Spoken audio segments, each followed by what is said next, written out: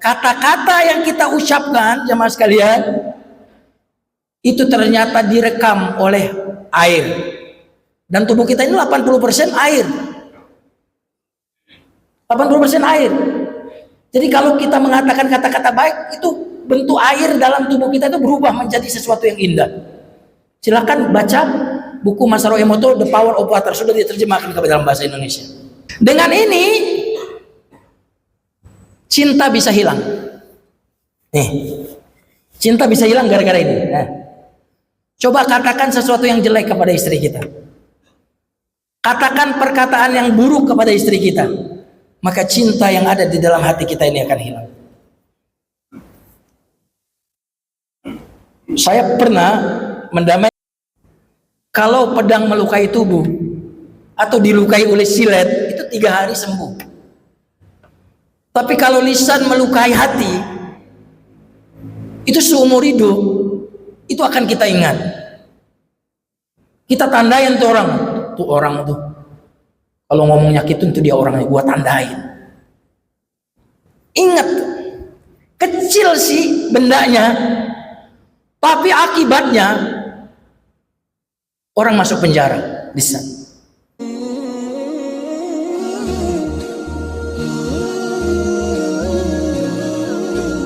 Subhanallah.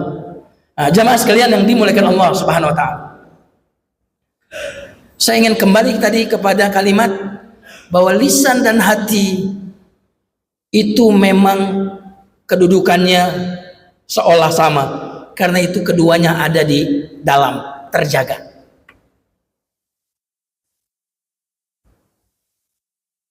Dan lisan itu pintu yang paling dekat dengan hati. Makanya kalau kita ingin tenang, ini kuncinya di sini. Nah, ingin tenang, kuncinya di sini. Apa dalilnya kunci tenang adanya di sini? Allah berfirman, "Ala bi dzikrillahi tatma'innul qulub."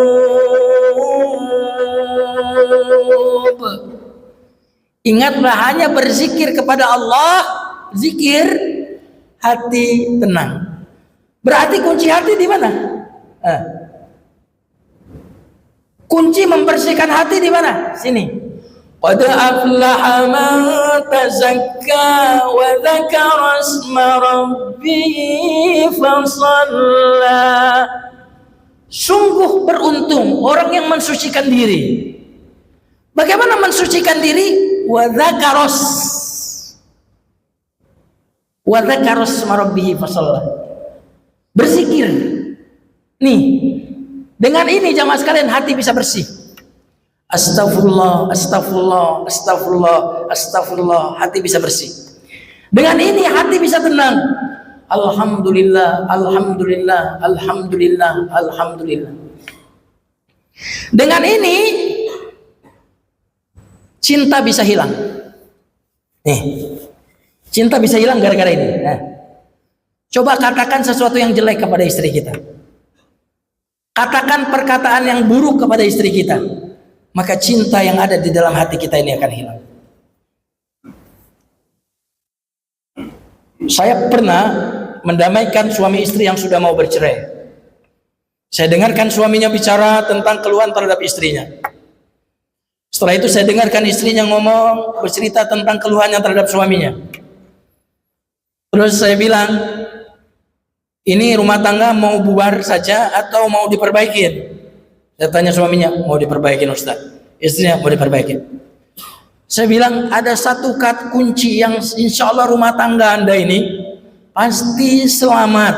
Pasti selamat.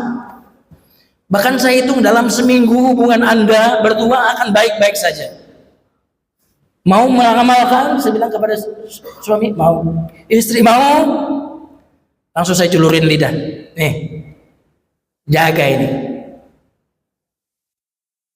Jangan ngomong kepada istri atau kepada suami kecuali perkataan yang baik.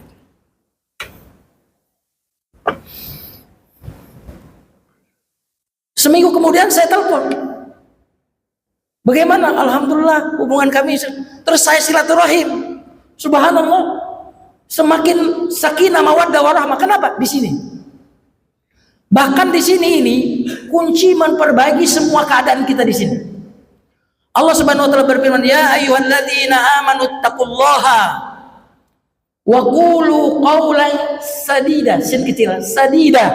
Yuslih lakum a'malakum wa yaghfir lakum dzunubakum. Wahai orang-orang yang beriman, ucapkanlah perkataan yang baik, benar dan indah. Apa hadiahnya? Yuslih lakum a'malakum. Allah akan perbaiki seluruh amal-amal kalian. Amalmu, perbuatanmu, dirimu akan saya perbaiki. Dengan apa? Ihsan. Subhanallah. Makanya di kantor-kantor itu sudah ada, sebelum masuk kantor dibarisin. Karyawannya disuruh afirmasi. Saya bahagia, saya sukses, saya hebat, saya sehat. Itu ada di beberapa kantor itu karyawannya. Sebelum mereka melakukan aktivitas, mereka harus mengatakan kalimat-kalimat positif.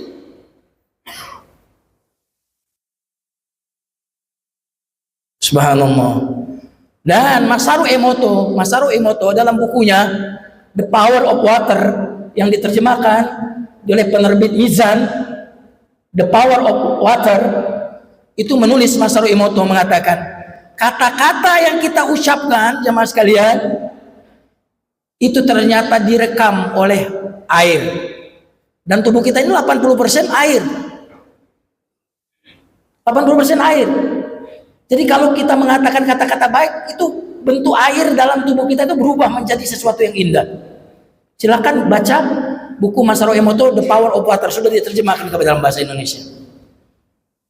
Nah, jemaah sekalian yang dimuliakan Allah Subhanahu wa taala.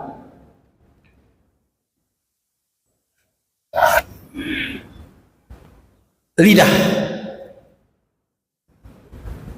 Nah, karena lidah ini tidak bertulang, gampang digerakkan, berarti lidah ini pedang bermata dua. Bisa digunakan untuk berzikir, bisa digunakan untuk baca Quran, bisa gunakan untuk bernasihat, tulisan. Bahkan ibadah yang menurut saya kita tidak bisa punya alasan mengapa tidak melakukan. Kenapa kamu tidak puasa? Sakit. Kenapa kamu tidak sholat? Perempuan bilang haid. Kenapa kamu tidak tilawah Quran? Sibuk. Semua ibadah ada alasan yang mungkin kita bisa paparkan mengapa kita tidak melakukan. Tapi ada satu ibadah yang nanti di hari kiamat jamaah sekalian, kalau kita ditanya kita tidak bisa menjawab apa alasannya. Apa itu ibadah? Ibadah zikir. Subhanallah. Betul atau tidak? Coba kenapa tidak zikir? Cari alasannya. Nggak bisa kita beralasan kenapa tidak zikir. Saking mudahnya itu ibadah zikir. Tapi lidah ini karena tidak bertulang, mudah juga untuk menggibah, mudah juga untuk menghina dan merendahkan orang lain. Jamaah sekalian yang dimuliakan Allah Subhanahu wa taala. Makanya lidah ini lebih tajam daripada pisau. Kalau pedang melukai tubuh atau dilukai oleh silet, itu 3 hari sembuh. Tapi kalau lisan melukai hati, itu seumur hidup itu akan kita ingat. Kita tandain tuh orang tuh. Kalau ngomong nyakitin tuh dia orangnya, gua tandain. Ingat, kecil sih bendanya, tapi akibatnya orang masuk penjara, lisan. Ya kan? Apalagi kita punya undang-undang apa? Hate speech. Ya kan? Undang-undang yang mengatur anti kekerasan tulisan atau lisan. Itu ada undang-undangnya. Orang gara-gara lisan itu kemudian bisa kehilangan jabatan. Setuju atau tidak? Gara-gara lisan bisa dapat jabatan nggak? Halo? Biasa nggak gara-gara lisan dapat jabatan? Bisa. Gara-gara lisan kehilangan jabatan? Bisa. Subhanallah.